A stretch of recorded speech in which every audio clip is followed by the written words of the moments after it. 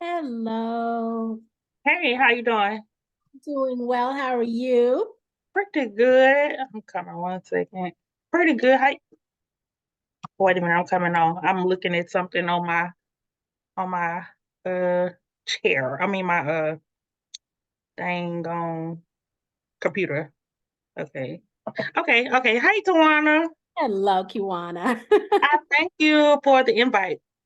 I appreciate you, and I'm so thankful that you said yes to the invite.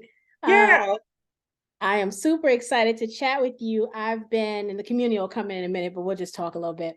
Okay. Um, I think I've been following you for a couple of years, and Are you serious? yeah, and then I said, you know what? I think because of what I'm starting to do a little bit, it was just like, wait a minute, what her here yet? It's like, well, it's worth it because now you don't blow it up a little bit, right? So I am always so gracious when somebody is, they have come up and I see Sure. you being invited to all these amazing places. And I said, you know what? Don't nothing beat a blank but a try. So let me call and see if she got time for little old 10K project. Sure. First of all, nice to meet you and thank you for all the kind words. I'm honored. I like to help wherever I can. So I really appreciate you reaching out. So thank you. Tell me how long have you been working with the project? Like when did you start? So we have, goodness, I think March will be year 4 for us. So really, really excited about the work we're doing. And essentially we're an investor community, right? One of the other things we do outside of helping our investors just learn what to invest in, and we really focus on alternative investment strategies, right? All of those ways that we know people are building wealth that don't get a lot of attention. So we're teaching them how to buy tax liens and mortgage notes and how to invest in hotels and just all the things, right? I mean, I just recently came back from China where I'm getting ready to teach them and walk them through the process that I went through because I'm getting ready to start a jewelry store, open a jewelry store. And so we're just teaching them all the things. The philosophy really is that I don't believe we are not wealthy because we don't want to be or because we're not capable. I really believe it's because most of us don't even know where to start. Yes. And so at the 10K project, the concept really is let's show them and tell them all the ways, right? And Mm-hmm. then let them decide which of those ways they gravitate towards. And so we bring amazing people like you on to just talk about things that we think can get people's juices flowing a little bit, right? And inspire them to want to be better or to move further along with what they're already doing, right? Mm-hmm. Um, One of the other things we focus on is raising capital for Black founders. So every Tuesday, we host these Bet on Black pitches where we bring an amazing Black founder to the community and the investors decide if they want to add that founder in their portfolio. So this is year Wow. 4 of wealth building for us. And 2024 for me is about doing all the things we've taught them. So that's what the China trip was about. It was like, okay, we've talked about these things. How many people are out there actually doing it? And then Yes. Talisha and I said, well, why don't we do it? Right. And so this year we're going to kind of do all the things that we've been Mhm. teaching to show people that it is possible. That person that we brought here to talk to you wasn't, while they were special, they were not unique. Right. We Yes. also can do it. They gave us the blueprint. So this year we're going to do all of the things and hopefully inspire even more of the community members to get up and activate. I love it. So this is Talisha. You are Talisha, right? I'm Talisha, sorry. Yes, Okay. I'm Hey, I'm Felicia. Tawana. She's Nice to Tawana. meet you. Same. So I want to tell y'all before we start, I did not create.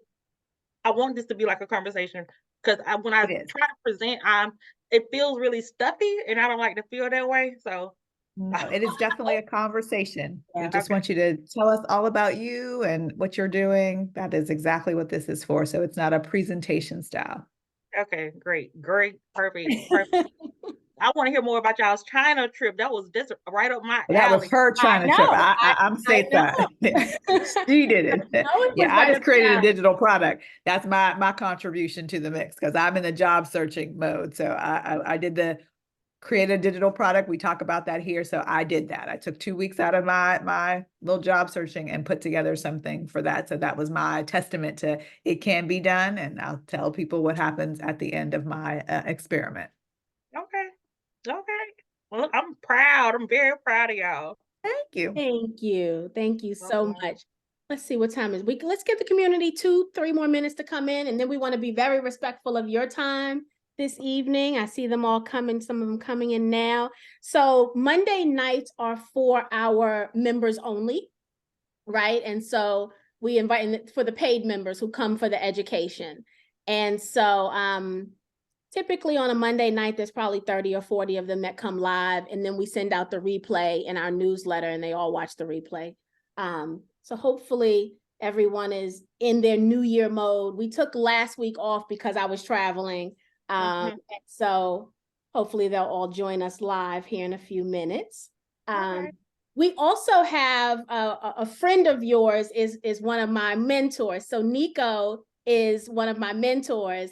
And I realized when you guys were traveling recently that you guys are close. And I said, this world is so small, because I didn't know that before. I said, this is such a small world. And so I'm just really excited to chat with you about all the things. Yay. Yay. I'm happy to. Very good. Where do you live? What city or state? I'm in Opelika, Alabama. Okay. A very small town. It's in the middle between I'm sorry, Atlanta, 30 minutes, 45 minutes to Atlanta and 45 minutes to Montgomery. So I'm in the middle of two known places, but my little area, not many people know of. But we're a little college town. You're closer to Atlanta than I am, and I'm in Savannah, Georgia. So there you go. Oh, yeah. I'm far away. Yep. Where are you, Tawana? I'm in Louisville, Kentucky. I'm from New York, but I live in Louisville. Oh, there's a lady that I think is from Louisville or either lives there that has a hotel idea called Global Lofts. Have you ever heard of that? No, but I'm interested. Really? Okay. Well, she's doing like her concept is to bring different cultures from around the world and have the theme infused into her hotel in different parts of. I think if I'm not mistaken, it's in Louisville. I could be wrong, but whatever the culture is around it, like in our area, we have a strong Mexican population, and so if she builds a hotel on this side of town, then she would have a lot of Mexican themed flair, cuisine, design. That is a cool concept. Different cultures to us, so that just so people will get to know different cultures and what's around them. So I thought she was in Louisville. I could be wrong. Love that. No, I'm going to look it up because that's interesting. No, I love that. And there are a lot of hotels popping up. This is a good place. I mean, you obviously have the Kentucky Derby here, but it's a really great epicenter for tourism. A lot of conventions are here. They do a really great job to bring some amazing conventions here. They've surprisingly got a really big arts community, right? Wow. Which is surprising. It's the food mecca. Like, most people don't realize that, but the best food is here. Like we have, I think I read somewhere where we've got like the most 5-star chefs or something like that than any other city. Wow. Yeah, they typically come here to get started before they blow up, really, right? Like one of the guys who won Top Chef has a great restaurant here. So it's a nice little city. It really is. It's not a bad place. People only know it for the Derby, but it has a lot more to offer. I would have never known. Okay, I'm gonna put that on my map, on my radar for travel. Put a pin in it. Yeah. That's right. That's right. Well, it's 2 minutes after. I want to be respectful. Welcome everyone to our Monday night wealth building session. We are so excited to see you all this evening. I'm happy to be back. Thank you guys for being patient when we were away last week. I've got so much to talk to you about the trip and all of that stuff. And we'll do that on another day, because tonight we have an amazing woman here to talk to us and educate us, right, on some things we really need to be thinking about in 2024. And so I want to introduce to you all Kiwana Eaton. And Kiwana, I'm going to let you introduce yourself because I'm not going to be able to give all the accomplishments justice, right? But when I tell you guys, I've been following this woman. So, you know, it's funny because you never know who's watching you, right? As you're doing what you're doing, you have no idea. And I've been following her. I feel like it's been about 2 years. And Wow. I do. And it's so funny because you always, first of all, you post very inspirational things too. And you talk about your love of God, right? And so I'm, you know, people are paying attention. And after just like following you, one day I was scrolling and you came up on my timeline and it was just kind of like, why haven't I invited her here yet? What? And then I was just kind of like, well, you know, she's kind of bigger than she was 2 years ago. I hope she says yes. So we reached out and you were so gracious with your time. And we're always so grateful because we know that that's something you can't get back. And so when I tell you I am grateful, sis, that you're spending time with us this evening. But I want to know, and the community wants to know kind of your background and how you got started doing what you're doing, and talk to us. You're going to talk to us about the utilization of AI in production and anything else you want to talk about, right? So that's how we do it here. However the spirit moves you to educate us on the ways we can build wealth. I mean, that is what we're here for. We're a very diverse community, all ages, a heavy female population, but we got the fellas are hanging out with us too. We're just here to learn. And that's ultimately the purpose of the 10K project. So welcome so much. And if you can just tell us a little bit about your background and what it is that you do. Girl, you got my cheeks hurting already, and we just getting started. Too much smiling. I really appreciate you again for all the kind words and just being who you have been since I just met you. So thank you. My name again is Kiwana Eaton.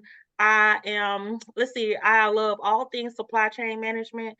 I have been working in the supply chain field from every function to include purchasing, government contracts, working with vendors and suppliers, logistics, all the things, inventory management for the last 20 years. I got my start.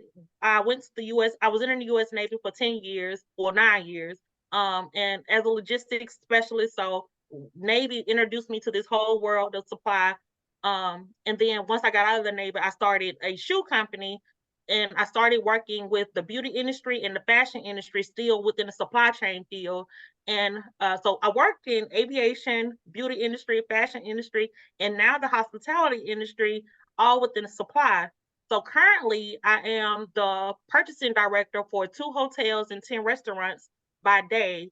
I still do all of my things supply chain. I will probably forever be in this field because right now, since the COVID disruption of how all of that happened, it is a booming field. So even with me working in these different industries, what I found was that the common denominator between all industries across the board was that they didn't quite understand inventory. So I in working in these different fields, I have also been our system administrator for the different softwares that we've used for inventory and purchasing and all the things that connect the whole supply chain and make it work.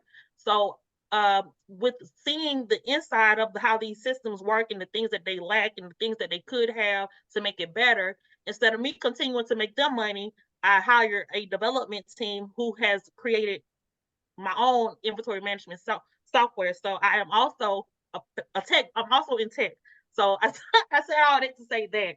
But what I have realized, well, last year I went to a Alibaba.com conference, and my eyes were open to how the 7 and 8 figure business owners have been using AI to create products or to assist them in the product development phase or process.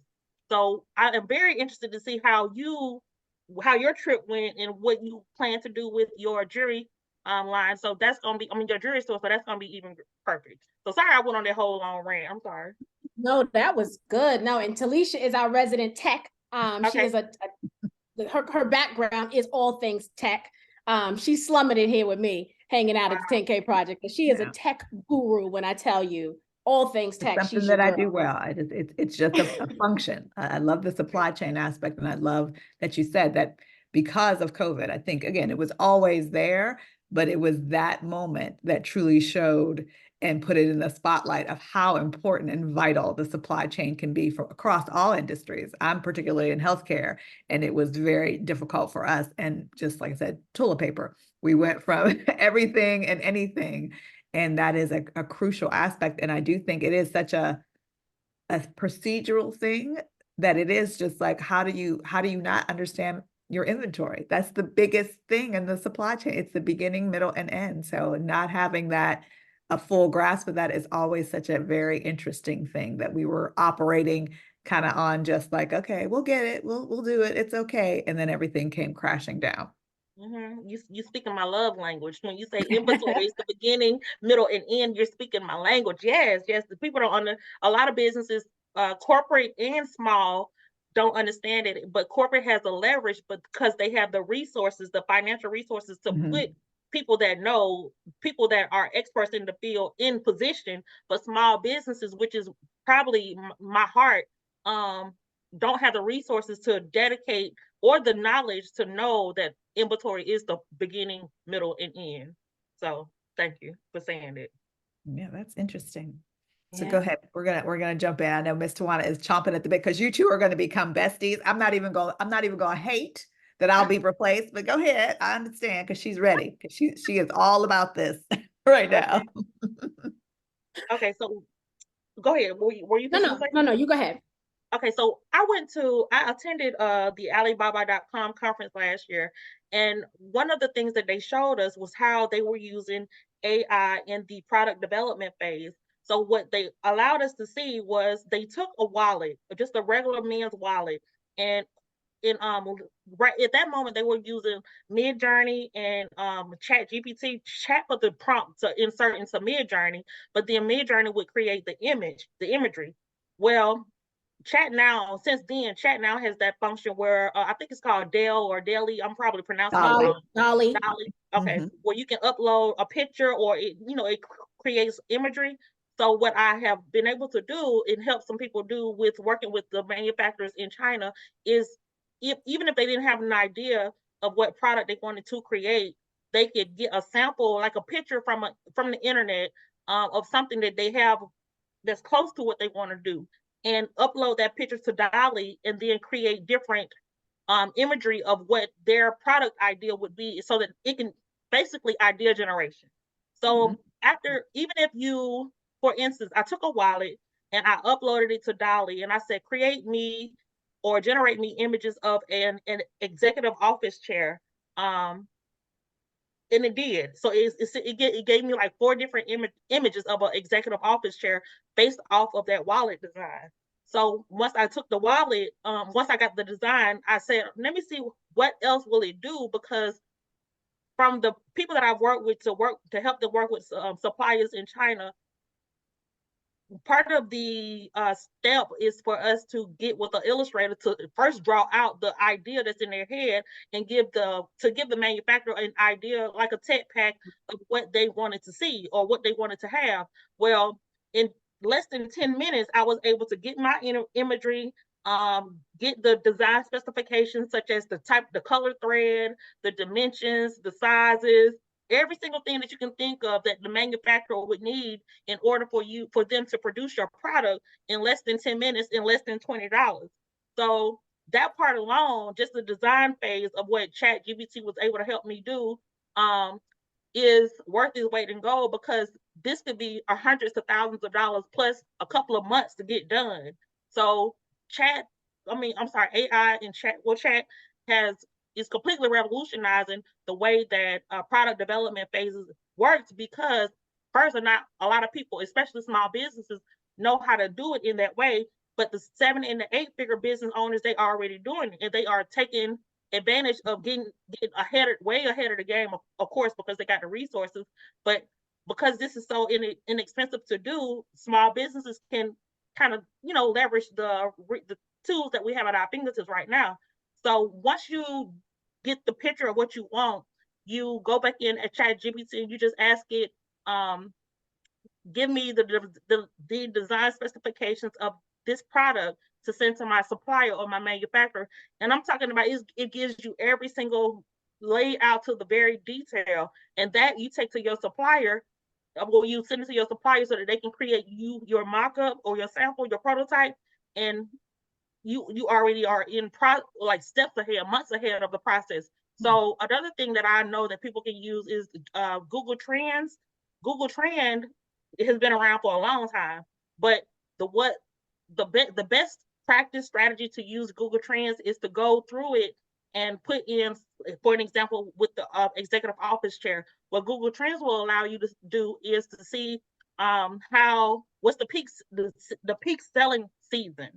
So, for instance, an executive office chair is probably sold the most around, I want to say, October through the beginning of January, because it's the end of fiscal year, the beginning of fiscal year, depending on what industry you're in, and then their sales, the Christmas, the Black Friday sales and all of that. So Google Trends, if you put in whatever product that you want to sell, you put that product inside of Google Trends, it'll show you the peak seasons, the sales season throughout the whole year. And then if you have to submit to your marketing team, or if you yourself is the marketing team, Google Trends will also show you around what states is this product being. I have questions for you. Okay. Oh, okay. Thank you. Google Trends will also show you what states, what the locations of where this product will sell the most. So these little things this is free. I mean, ChatGPT might be it's free, or it might be $20 per month, and then Google Trends is free. So these are different tools that we can use to help us get ahead before, what I'm saying, like without coming out of the pocket a lot of money right now. Right. That is amazing when you talk about the time saving. And we're very familiar with ChatGPT. I call him Chat. We're on a first name basis, right? Chad. And I think I go there almost every day. But what's interesting is I was looking for, one of my customers wanted a certain earring when I was traveling, and I couldn't find it. I was looking for it. I couldn't find it. And something was like, well, ask them to make it, right? And I was right there in front of the people, right? Trying to describe what I was looking for was complicated. It wasn't easy, right? And so that night I went back to the hotel. I was looking for pictures. We were both, the client and I were looking for pictures of this earring to try to take them and say, can you make this? Can you custom make them? I can't find it. I'm in the place where you make them. So, hey, just ask them to make them. And it took us so much time, probably took us 2 or 3 days to find what we were looking for. And even then it wasn't perfect, but then I was able to kind of say where the tweaks were. Never did I think, and I'm a user of ChatGPT, never did I think to ask. And so it's like, when you think about the time savings, 10 minutes versus, for me, a couple of days, with the scale of business you're talking about, months, right? It's saving time and a lot of money. We just really have to lean all the way into this technology and talk about it over and over and over again, so that people can feel comfortable with it, because it's here to stay. And it is I think it's the best thing that has happened for small businesses. I mean, Talisha and I use it, and it saved us so much time managing this small business, time that we can use doing some other things that we've never been able to do before. And I love that you're talking about it in this capacity, because I would never have thought you could use it on that scale. This is life altering for businesses who really want to create products. So you talk about designs, and you said you used to have design shoes and all of those things. I mean, for those kind of businesses, this is life-changing. When I was working with people to help them create their shoe lines and stuff, part of the process, we would have to go on Fiverr. Hope you got a scavenger through all those people to try to find a good fashion illustrator, and then explain, kind of try to get them to picture what you're explaining in words, and then wait for them to then find somebody else that can create a tech pack. Well, I don't know if you've ever heard of a tech pack, but a tech pack is the down to the thread detail of exactly what will go, like the hardware, of the material, of the size, all of these things is what's part of a tech pack. But you will have to find a whole separate person just to create a tech pack. It's just so many different pieces of the process of designing products that Chat just like that. Wow. So what I forgot to say this about the Google Trends thing is that once you use Google Trends, and if you can go there to find the peak season of when these products get ready that are sold the most during the year, that's the date, that's the time frame that you want to have to your supplier, so that you want to schedule your lunch date around that time, so that your products need to be out of production before this date so that you can hit this season. So it's Yeah. just it's just strategy, just basic, just simple strategy is all.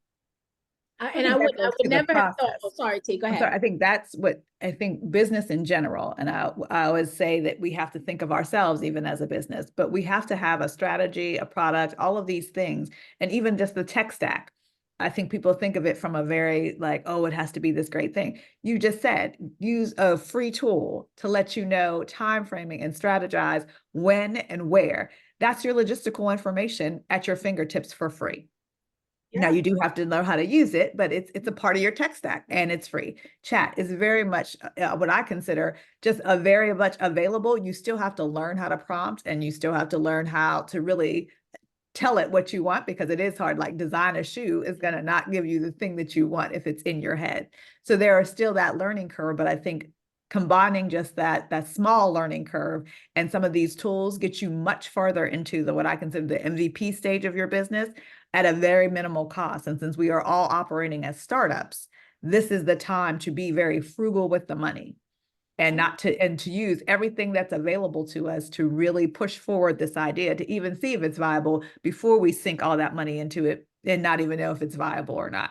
So these things are actually what I consider the greatest due diligence tools that we have at our disposal before we go out and throw caution to the wind and say, okay, yeah, I bought, I made 10,000 shoes. Now what's going to happen if nobody says they want them? Right. Exactly. I thought you were going to say something to one before I say what I was going to say to I Alicia. was gonna say with the Google Trends, um, I was watching something. I think I was watching David Shan's his podcast the other day, and there was a gentleman on there, and he talked about he started selling his hoodies in July, and it was kind of like, okay, was that the best time to start selling a hoodie? Like seasonally, one would not think that was the best part. And as you were talking, I was like, he needed Google Trends because something would have told him, maybe you don't wait till it's February, right, when it's too cold, but maybe you start buying the hoodie in October, in lieu of the cold coming. But he needed that, and he's a small business entrepreneur, and it just made me think how many of us have these ideas, we move full steam ahead with it, and when it's done, we put it out there, and then we wonder why it's not selling, because it wasn't the right season or time frame or whatever for it.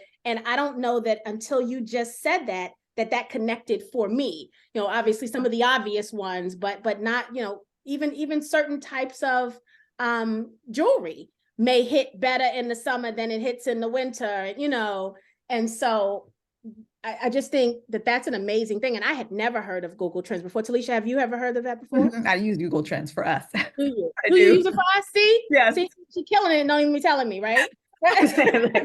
We do it just because it happens. I mean, again, there's all kinds of things, but you also are looking at it from another standpoint. It's not so much, again, what is being sold at the time, what is happening in the environment around. So even if your product is kind of innocuous, like we talk about financial planning, that's something that's kind of going all over. But sometimes something in the news creates a problem, like they're cutting funding or there's something else. It holds that trend. And so then I tie back to it. It's like, how do we use that and ride that wave? Because sometimes you can't prepare for it because it's something that's truly external that causes it to happen.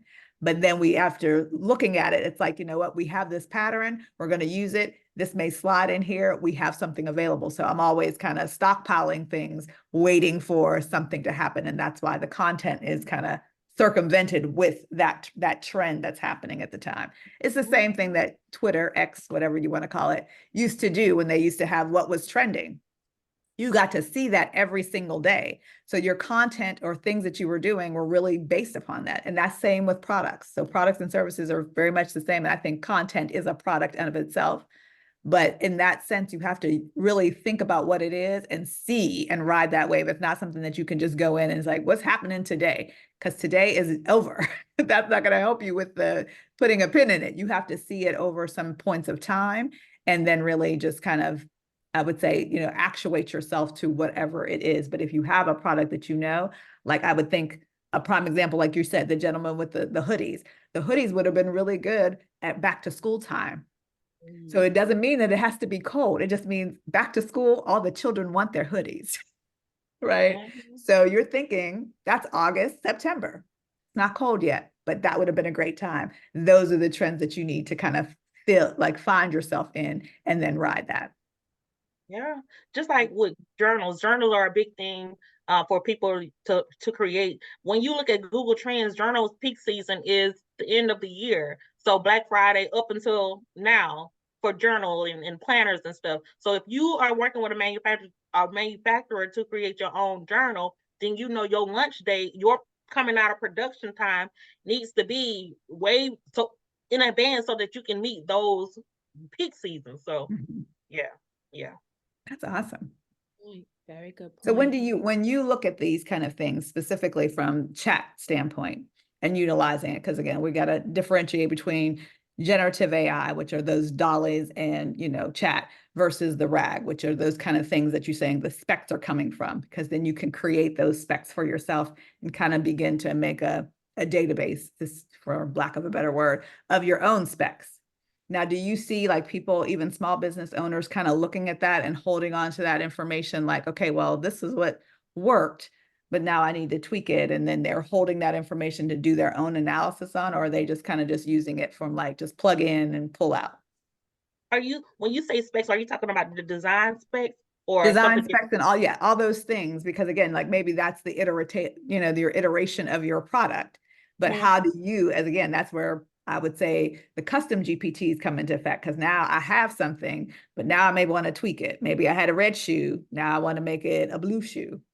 And I'm just constantly using it. But that's where I would see like a true custom GPT coming into effect for myself to use Okay. that over and over, and then talking to whoever my vendor is that I have a relationship with. It's like, okay, we don't have to keep having this conversation. You already know.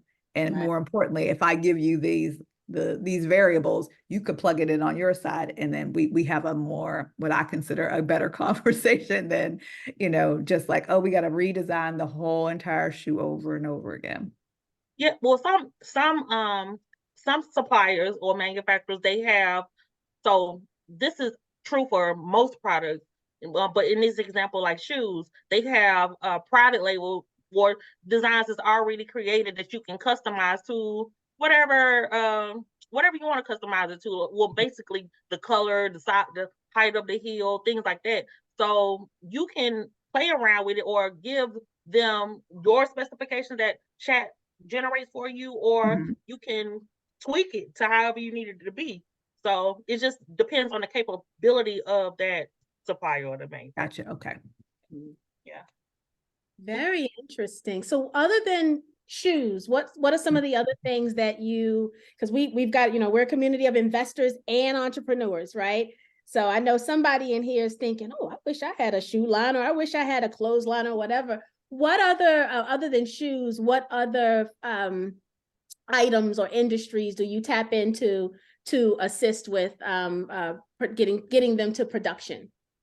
So really any product, because the process is the same basically for any product. But I'll tell you, when I was at the Alibaba conference, I didn't see anybody with shea butter, nobody with journals, nobody with shoes. None of those products were the things that these 7 and 8 figure businesses were selling.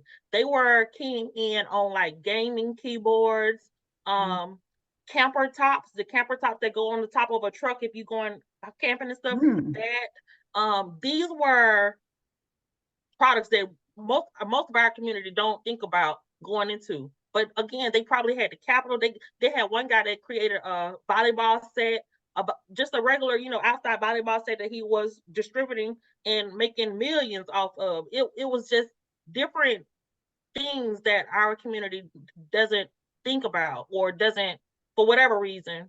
So just out of the box, like get into some of these rooms to see what these people are doing, because it's not the basic things that we are used to seeing. Very, very It interesting. is very much so. I attended, my daughter is a gamer, and we went to TwitchCon back in October. And it was amazing to see the number of ancillary products to support the streamers of all kinds. So chairs and keyboards and, covers, the littlest things that I would never have thought of, but my daughter has, but I just don't think about it in that way. And just seeing it in this mile long, form of just like all these little things, but they're all these little customized things that really I would have just never thought to produce. I guess that Yeah. was the way I would just know. I know that they exist, but I just wouldn't think to produce. So think to produce. Stay right there with me for a minute. Mhm. Juana just talked about camper tops. So as you know, Talisha, and some of you guys know in the community, I camp, right? I love the outdoors. We camp all the time. Oh my goodness. Her mind has now been blown. This is what happens. She's thinking a mile a We minute. have to do a better job when we have the thought. That's why sessions like this are important, because when you know it's possible and you understand the process of production and how easy it is to make a thing, right? When you have these thoughts of improvement, you move forward with them and they're not just fleeting. Because it wasn't this summer, it was last summer. So the summer before last, we went camping with this group of Black campers, and it rained one of the nights. And one of the people next to us had the cloth cover over their pickup. So for those of you that don't know, you can kind of turn the back of your pickup truck into a camper, right? They've got this cover you kind of put over it, and you can have your air mattress in the bed of the camper, and you've got the cover. But it rained like cats and dogs this night. And I remember thinking, that little cover canvas thing ain't gonna hold up. She's gonna be in trouble. Because it was like the people were in the tent, and then they had the camper, the pickup was like the extra bedroom, right? And I remember kind of joking that it wasn't gonna hold up. She needed something sturdy. And in my head, I thought about what would have fixed her problem. Production wasn't anywhere, right, in my brain. Now go after tonight, everything I do is going to be thinking production, right? But that night, no. To hear you say camper covers, it's like, are you kidding me? I bet you somebody has designed that thing that in my head a year and a half ago, I probably had a great idea and didn't even know it. I think we have to start thinking with production in mind. We talk about stepping away from being consumers, and we kind of solve for that here as well. Let's be investors, right? But the truth is, we know that there's a need for us to be manufacturers. We oftentimes talk about leakage, right? How we look for this Black-owned thing, right, to be able to support the Black-owned business, but they got their stuff from somebody that wasn't Black-owned. So at the end of the day, did we really support Black-owned, right? And so if we become the manufacturer of the things, if we think with a production mindset, right, and we become the maker of the thing, then we solve so many problems throughout that supply chain. And so I think that's the challenge here, is don't let the thought be fleeting. Now that we've got Kiwana here in our network, right? And we understand a little bit about how production works, and I'm sure she can teach us a lot more about how it works. When we have those ideas, let's make the damn thing, right? Let's make it. We'll wait for somebody else to make it. Let's make it. Because and now that we've got ChatGPT to help us, right, to make the process a lot easier, to get that design out of our head and into a place where we can now package it and pass it on, this becomes a lot easier to do. But wow, I mean, I can tell you, I know for a fact a camper top of any kind is going to be good, because that's what everybody's needing out there. I mean, in those things that we love to do, and we've already said this would make this experience better for us. Let's start taking a minute, stopping in our tracks when we have the thought, and do something with that idea instead of just letting it be oh, that would be better if it blah blah blah blah blah, you know, and then we just go about our business and never focus on that again. Wow, mine is blown I because think, and this is a thinking great the, thing the production mindset, that's to it. That's a use takeaway from tonight. ChatGPT to also make those modifications, because you can say, okay, I had this idea. You can have that conversation, quote unquote, with chat to see if those tweaks that you're making are reasonable and can be done. Because just because we think like, oh, this would be great if, you know, make it steel. Well, steel can't break down or steel rust. You may think of something, but now you need to refine your thing. You need somebody to tell you that. And to me, that's ChatGPT as your, you know, your product designer having a conversation like, yeah, I don't think that might not work because that's going to be too heavy or too cumbersome or too expensive.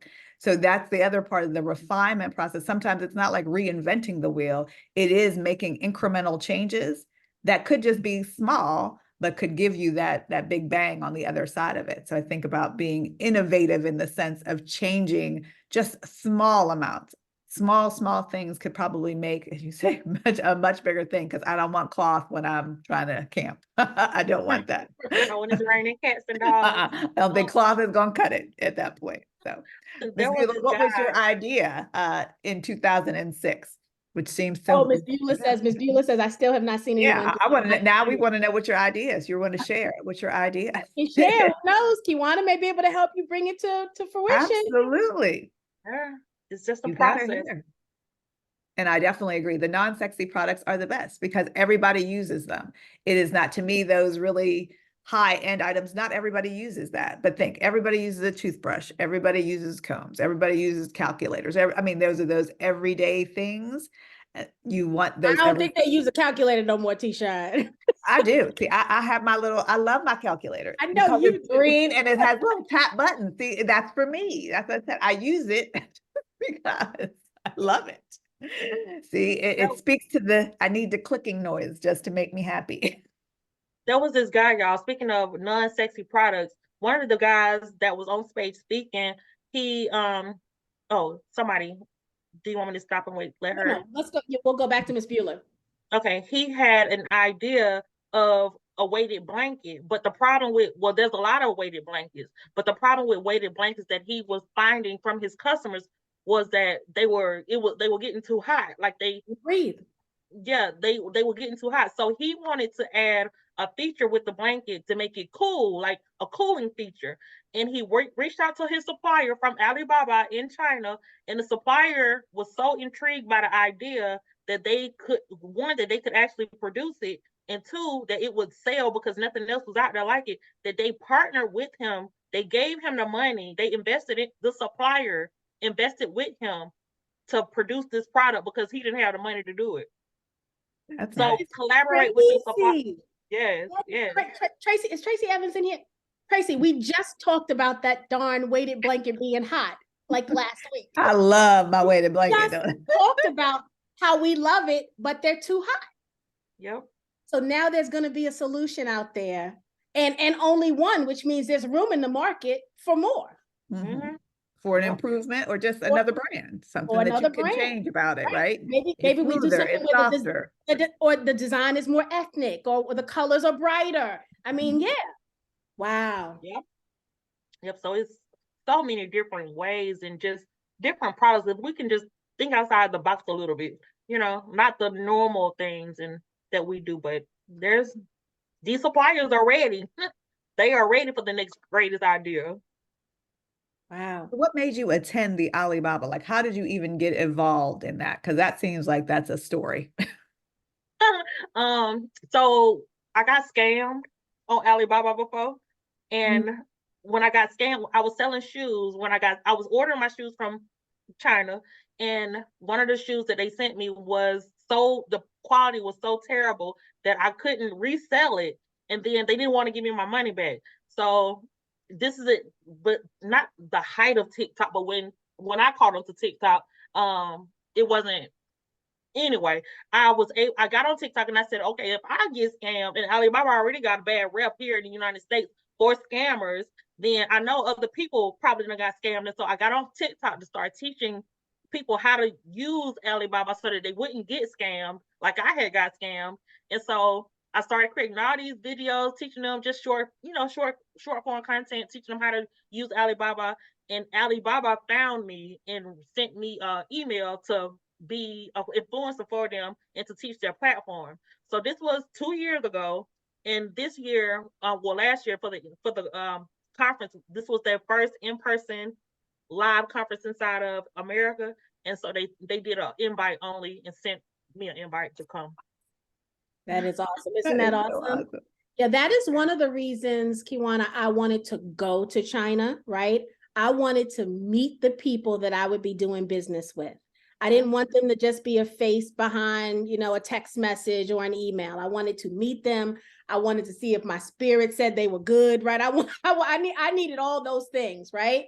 And so that was the coolest part of going this last week, was being able to meet the people who are now my suppliers. I've been home. I got home Wednesday. I've already made 2 custom orders, right? And I feel comfortable doing it, right? I've already reordered a couple of things just in not even a week yet since I've been home, because there's something about that comfortability. Now I know them, right? We broke bread together. There's this comfort level that I have that I would not have had if I just was searching through the thousands and hundreds of thousands of vendors on Alibaba, or what are some of the other sites? What is it? There's a couple of the other ones that you can go on. They got 1688.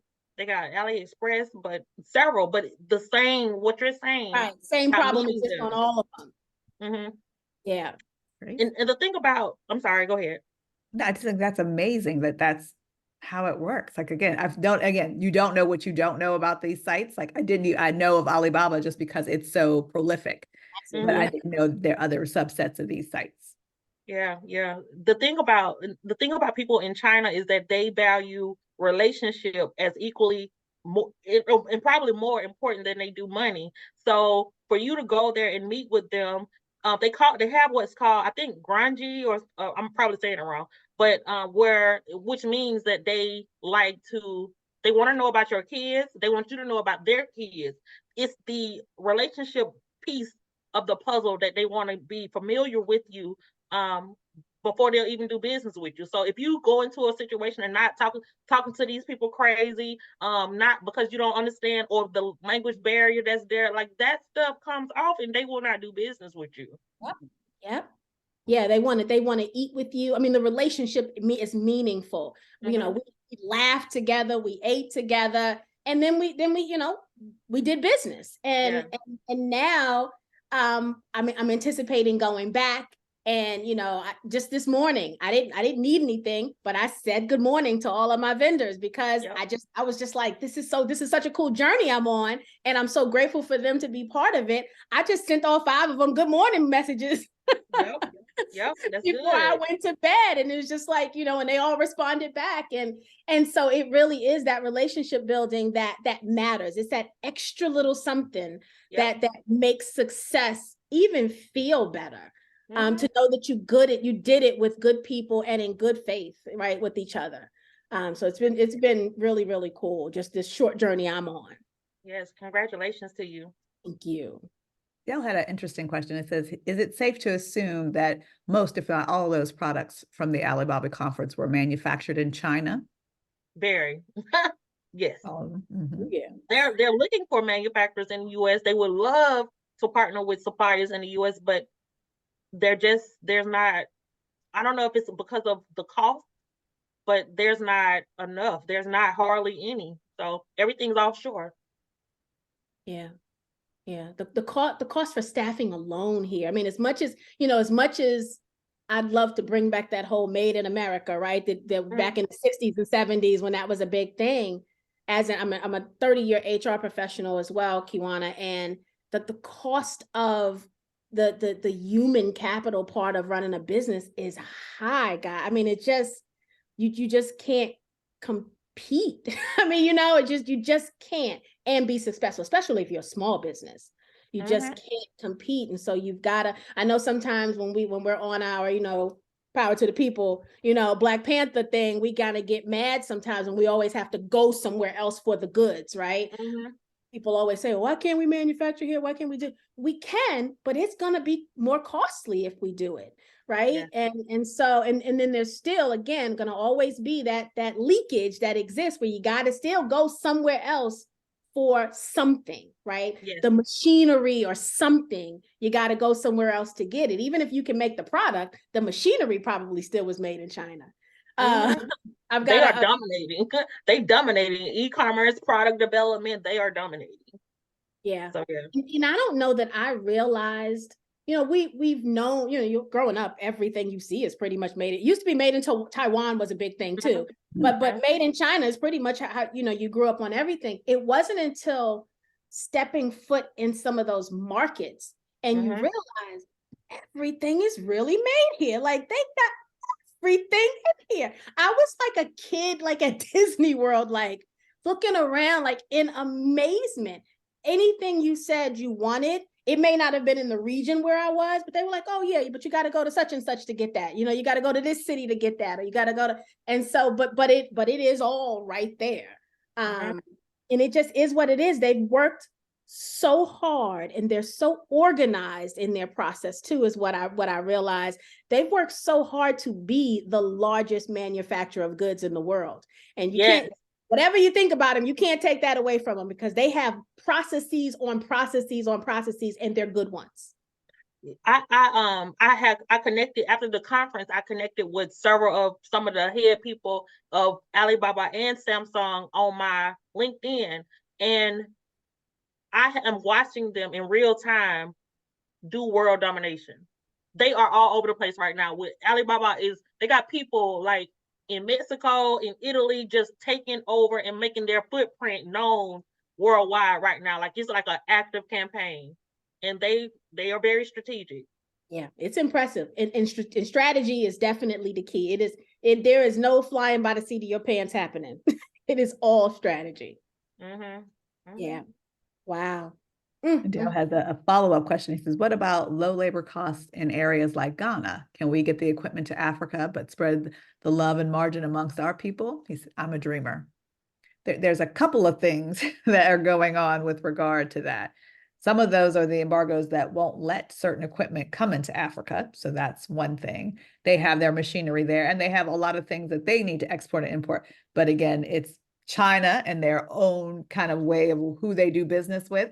They don't want to see their own competition rise. They're not going to lend their own competitive edge to someone else. So that becomes some of that that divisiveness of the continent and China, because they have an investment in there, but they want their raw materials. They don't want them to produce and manufacture.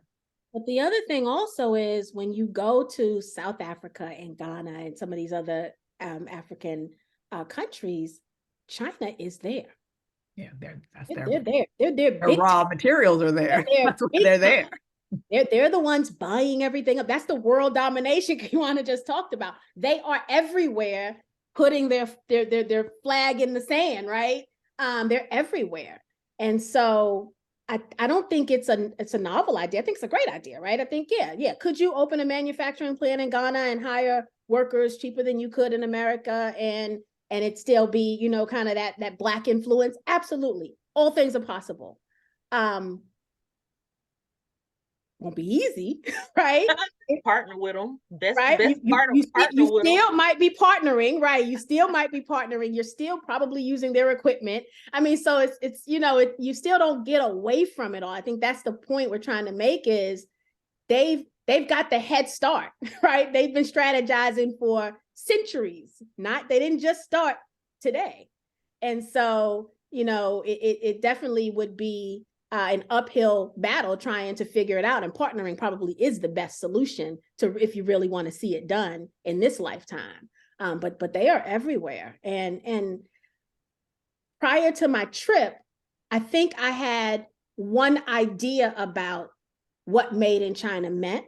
And after my trip, my mind was changed.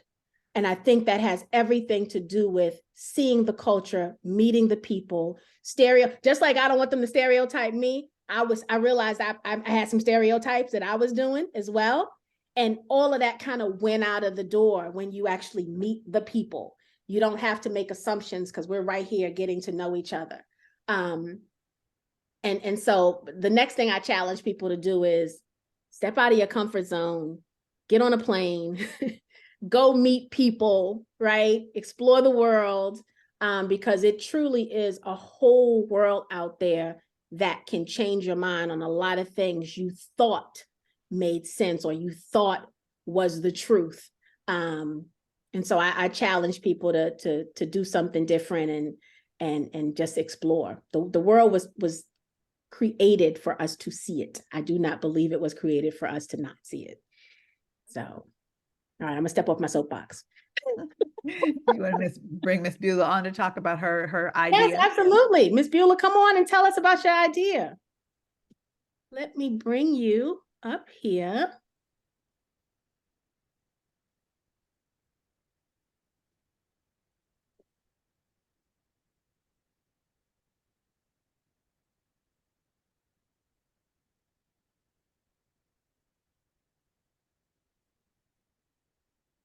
Miss Beulah, can you hear me?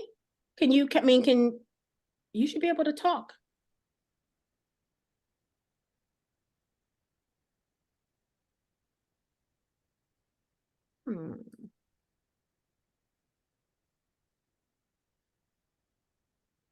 Let me bring on the panel and see if that works.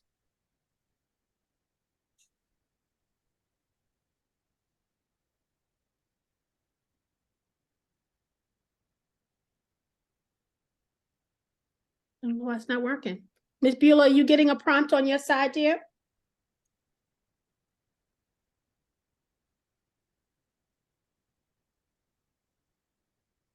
Lisa says she's had an issue with buying from China. She said, I believe we are sabotaging our African-American workforce. I am concentrating on made in America.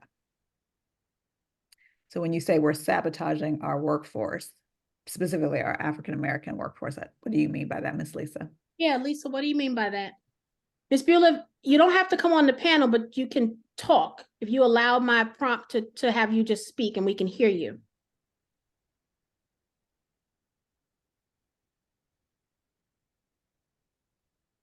Lisa, you want to come on and just open up your mic so you can tell us what you mean?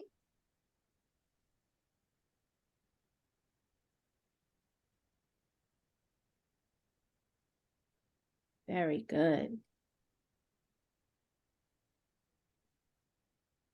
Hi, Lisa. Hi. How are you today? Okay, and you? Good, So sweetheart. yeah, during this COVID, it's just been on my heart that you know, African American, we don't make anything over here anymore. And I just rather buy anything that I need. I'm constantly right now looking at it to see where it's made.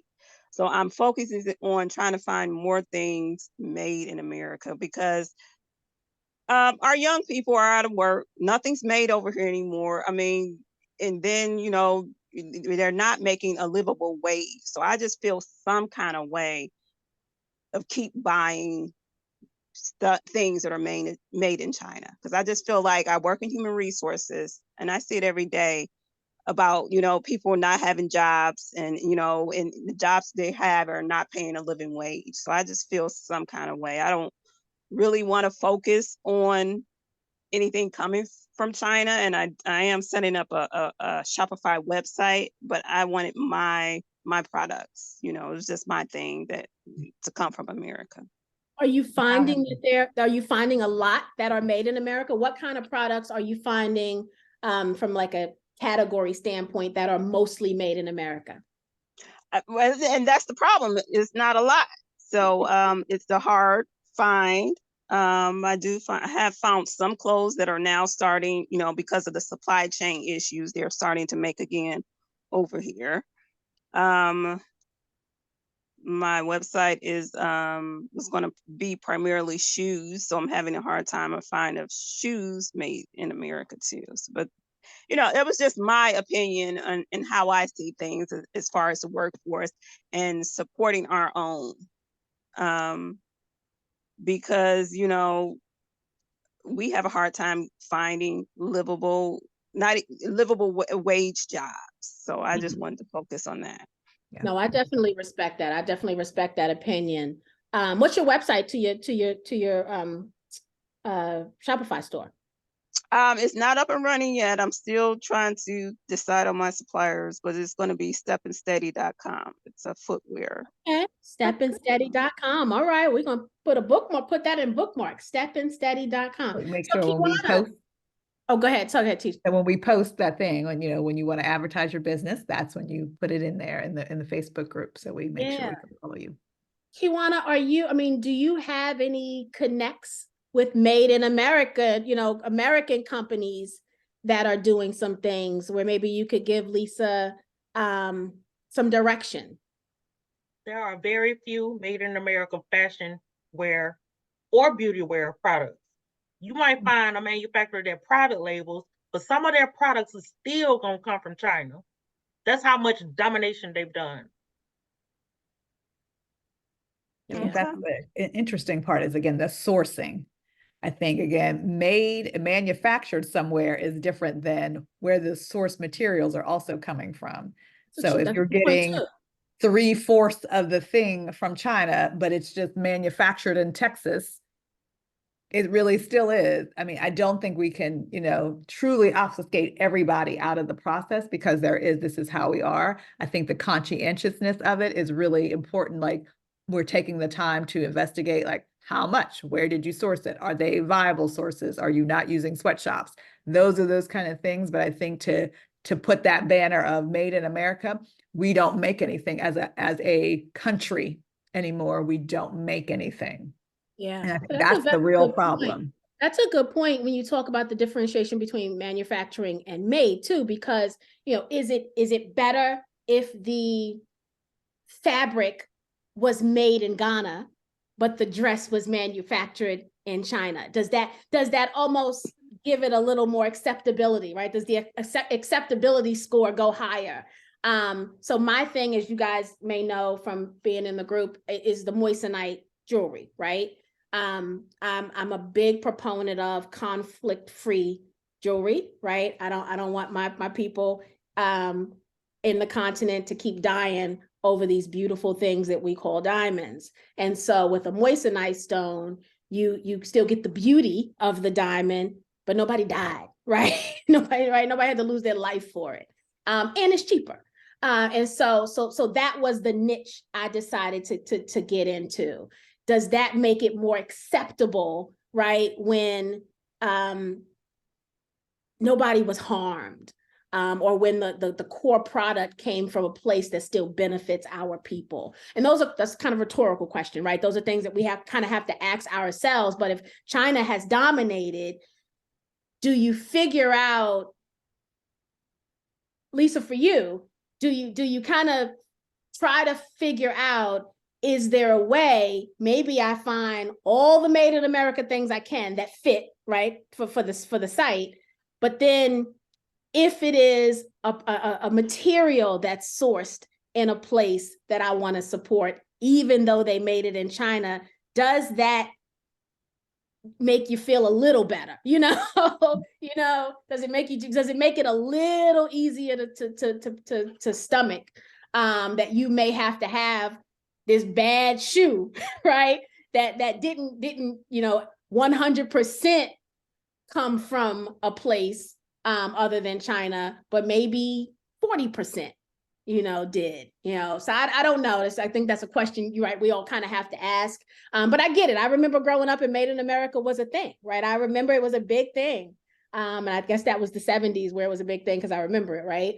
70s and 80s. Yeah, 70s and 80s. I mean, Pittsburgh Steel was like the biggest thing ever. And I could say it impacted my entire life, because everybody in my whole family worked in the mill and we were proud. And then all of a sudden, China made steel that was cheap and easy and it totally annihilated my home.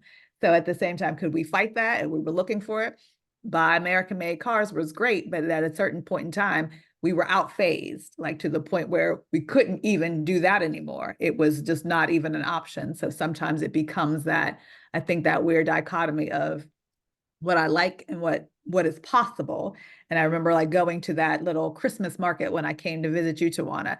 There was a woman who was selling leather goods, but she was very conscientious of sourcing those leather goods from a small village in South America where the women were getting like 60% of her proceeds. So she was the person, like she went there. She's like, I got to slug my way there and slug my way back. And I thought, how wonderful. But it was a very conscious decision that her business was going to not be scalable because she had to go source this. But she was like, I'm doing this because these women, this is their livelihood. And I'm just the conduit to bring their products here because they're never going to come to the United States. So it's like those kind of things you really have to do. I think something really significant in order to have those kinds of things where it's just made and from source to sale where everything comes in and you are the supply chain. Yeah, very good point.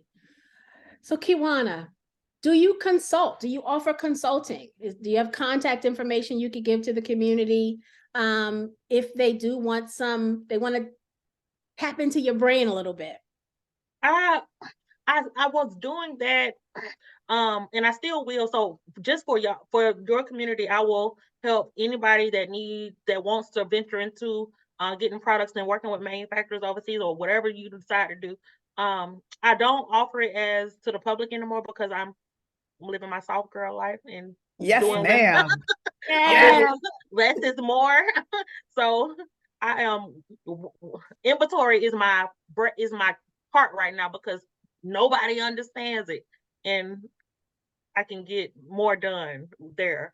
So, but I will offer it. I will do it just only for your community. Nice. Well, thank you so much for that. We appreciate that. Well, Talisha, we'll put we'll get Kiwana's the information she wants us to share, and we'll put it when we send the replay out, so that it'll only go to members. Perfect. Any other questions for Kiwana? This was a good conversation. Oh, Ms. Beulah says, I would purchase New Balance sneakers made in America, but now the sneakers are made in China and India. Oh, so New Balance was your brand, but now they're made somewhere different.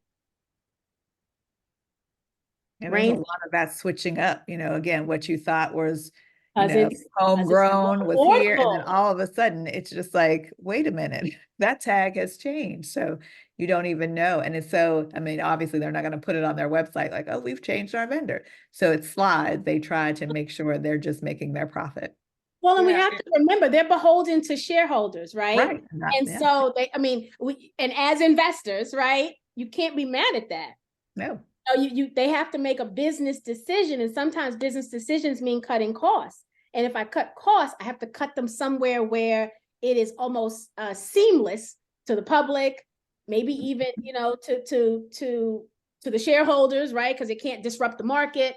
And so picking something up and moving it to another place to be made exactly how it's made today is a very easy disruption for a company versus closing the plant, right? Talisha, closing the plant, and now the whole town is unemployed, right? When you talk about where you're from, now the whole town is unemployed, and everybody now knows that it happened. And so if we can just make it somewhere else, and a lot of times the companies, they don't pull everything at once, right? They'll take one version of the New Balance shoe, right? One style, and then they'll move that. And then they move the other style, right? And then maybe they keep some products here. Transition. But from an investor standpoint, I like made in America too, but I want the ROI more than anything else. I mean, I know that's probably not a popular opinion, but that's my word. I'm standing on it. As an investor in some of these companies, I want them to make me a profit. Make that profit wherever you need to make it. Go wherever you need to go to make the profit.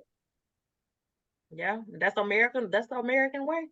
Big business, little big cuts. Yeah. I think this also goes into helping the small businesses, because that's what I'm saying. Like, if a small business would have to do all of this sourcing and putting it together, they would not have a business.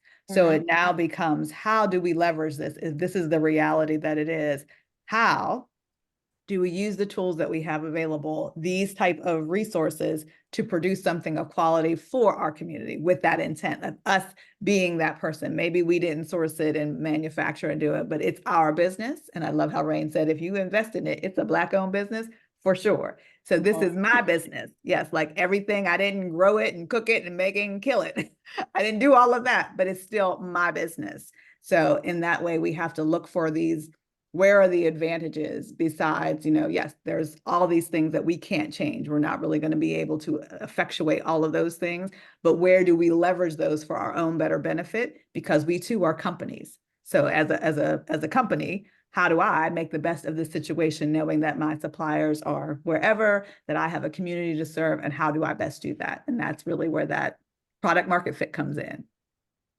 And Alibaba is literally, China is looking for manufacturers here in the US. Like they are looking for suppliers here. They've asked me personally, and I don't know, I'm not big enough to know suppliers or manufacturers locally, in the United States, but this is how much they're looking to either house products here so that shipping isn't so expensive coming from there. Mm-hmm. And the money it just makes financial sense for American businesses to do business offshore. So I don't know what's gonna happen. Yeah. Maybe But that's the you're key. right, that shipping is something special. The time and the cost. That's something. That's the money right there. That's the money. Like I said, that's the supply chain disruption piece. Getting it to the people who need to distribute it. That part is really janky. And maybe that's why they need maybe it's a warehouse. That's where they need to make all this stuff and keep the warehouse full. Maybe that's the business to have. I agree with the that. products. I 100% agree with that. So that's when, that's when we go to the tax lien sale, right? Mm-hmm. And buy one of those abandoned warehouses. Then we hit up Kiwana. Next time Alibaba tell us they need something, she'd be like, "Hey, I know some people. I got a whole warehouse you could just store your stuff in. Right. Make it work. Right. Be the solution to those little interruptions, because the supply chain breaks. That's that little break it thing. Fix the one little stop. That's the stopgap. Then you have a whole entire business kind of running for you. Man, that warehouse, you will do, man, there's no telling how much money you'll make for a warehouse. That warehouse, that's like the secret ingredient right now, being in the United States, especially. Okay, and this goes right around, like all the commercial buildings are up for sale because nobody's going back to work. I'm so sorry. I'm not going. I don't even have a job, and I ain't going back to a building. Like that ain't happening. So, but that's what happens now. This commercial real estate. How do we leverage that? Get it for a great price and do whatever, and then build a business based upon space. Yeah. Yvonne said, I just had a thought regarding building internally and supporting our own by working together. Black people have spending power of $1.7 trillion. Absolutely. Mm-hmm. Absolutely. We believe in group economics here, Yvonne. I mean, this is, get together and do it, right? I can't lead not another thing, but I got money to invest. So if somebody if somebody has a real desire to lead a project like this, I'm in from an investment standpoint. And I think there'll be other people in the community that would be in as well. Now it's a real business. We got to run it like a real business, right? I got criteria on the things I invest in, but it's time for us to band together and get it done. It really, really is. I mean, there's no better time than right now. And we don't have to reinvent the wheel. I think that's, again, the premise of the whole aspect of leveraging technology. AI can tell you where things are broken. You don't have to fix everything. You just have to fix a part. And that part could be very simple and I would say maybe even monetarily better than building everything by yourself. It is not our job. Supply chain is really about handing off bits and pieces. It's not about the whole congruency of, like I said, from source to sale. That's why it's called a chain. There's people that do different parts of it. And I think that's where we make the biggest impact, even from a consumer standpoint. If we become somewhere of the sourcer as well as consumer, we make a little bit better than just being the very end sale consumer, and we get the high tax. Yes. Yeah. This was a great conversation. I love it. Oh my goodness, Kiwana, do you want to leave us with any final thoughts? Anything that we need to be thinking about, paying attention to? Inventory. The inventory is going to be key for product-based businesses, especially online, now and moving forward for at least the next few years. Like, because of what happened with COVID, and the lack of knowledge for small businesses, is just going to be key. So even if you can think of some type of solution, I was thinking of how to integrate AI with inventory management software so that they can sync together. So something along those lines, it connects the whole supply chain. Everybody needs it. That would be a great moneymaker. Wow. Well, we have that. We just have it we have an infrastructure for that, which is blockchain. But what you need is the data sourcing on top of that. So somebody needs to create an API that's a custom GPT that everybody inputs information and it syncs all of it in order of operation, and it's stored on a blockchain so that we have the accountability and the traceability. Because again, we can't always API. The data is one thing, but where it's stored and who uses it is another. So that's why I think those are the hand in hand kind of thing. We got a lot of data and we need a big place to store it. That's where the AI and the blockchain come together. Yes, girl. We need to talk, Miss Kiwana. I think we could. It sounds like y'all do. Yeah, Yes. it definitely sounds like you do. You might have a Yes. job. You might have a job coming, Talisha. I can do that part. I know how to do that part, Miss Kiwana. I know how to do that. Yes, let's talk. We will. I love it. This has been absolutely great and so timely to the new venture I've taken on. So thank you so very much. I didn't even plan that. We didn't plan the dates like this, but this is really synchronicity right here. That is pure. Y'all two need to talk. That's when you know God is doing what God does. I mean, it's as simple as that. It really is. And I don't even question it. That's right. This is great. I am going to community members, for those of you who are in the Buyers Club that I created this weekend. I'm going to show you some of the stuff that I bought. And so I'm going to go live probably in about 30 minutes in that group. If you don't have the link to that group, go into our 10K project group and find my post from, I think I made it on Friday. I'll get it. Talisha's going to grab it and pull it in here. But I'd love for you to come see some of the cool jewelry that I have purchased for resale. I'm excited. It's the one time with my caviar taste, I actually had the money to pay for my caviar taste because it's moissanite, it's not a diamond. So I was picking up all these beautiful pieces and it was just like, oh, I can afford that. So my chicken wing budget took me a long way with moissanite. So I'm super, super excited to share it with you guys. So come on over. Talisha just put the link if you want to join that group. Other than that, tomorrow night's pitch is what kind of teaser can I give you? It's tech, it's an app. It's a marriage app. That's what I'm going to tell you about tomorrow's founder. It's a marriage. I don't even know, y'all.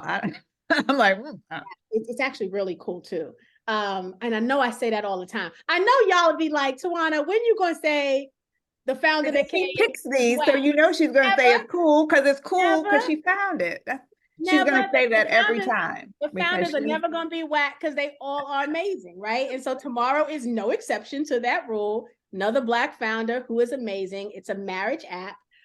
So 8 p.m. tomorrow for those of you who want to join us live for the Bet on Black pitch. If not, we'll send out the replay. If you are want to watch the live stream in Facebook, you can do that as well. But I like for y'all to come in the Zoom with us because the founders like it. It's so much more engaging when you're right here with us asking questions, like tonight. So, so I'm super, super excited. Thank you all again. You know how I feel about you spending your time with us. You could have done anything with anyone else tonight, and you decided to hang out here with us. And so thank you so very much. And Kiwana, I feel the same way about you. Thank you so much for carving out a little bit of time for us. This was absolutely wonderful. And I'm telling you, you said some things that got my brain moving, which is bad news for Talisha because I'm gonna be burning her ear off later. That's what I'm here for. But Miss, also send me your information that you want us to include. So I'm going to send this replay out this evening. So you just email me back and tell me where we want to send the people and how they get in contact with you. Because I'm assured there's going to be a few people that are going to be emailing you real soon. If everybody will just connect with me on LinkedIn, I'm my name on LinkedIn. So that's good enough. Perfect. That worked. All right, then I'll put it in there. Thank you so much. I really, truly appreciate this. Was a great conversation, and let us know how we can assist you as well. Okay. Bye, y'all. Thank y'all. Yes. Good night. Good night, everyone.